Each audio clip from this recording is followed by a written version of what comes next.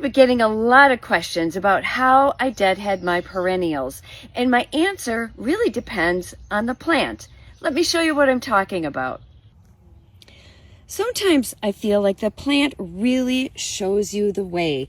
And what I mean by that, so this is Cat's Pajamas Nepeta. And can you see this new growth here that's coming up in the center already? This means that I can go ahead and cut all of this old growth off here all the way around the plant. And I'm going to leave this fresh new stuff in the center. This is a large drift of salvia, and I have 3 large drifts of these in this bed.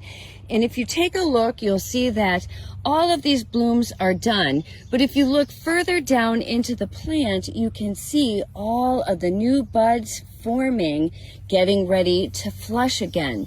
Now, if it were just a small patch, you could come in and potentially cut these out one by one.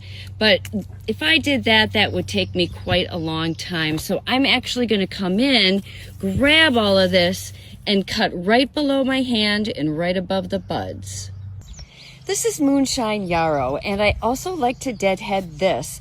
Now, none of this is ready to be deadheaded, but I'm going to give you an example. So if this were a spent bloom, I would follow that down probably to about right here and give it a cut.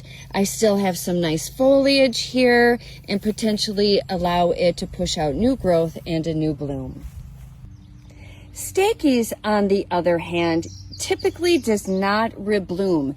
Now, once these beautiful blooms are completely spent, I will come in and just remove this just to clean up the plant a little bit.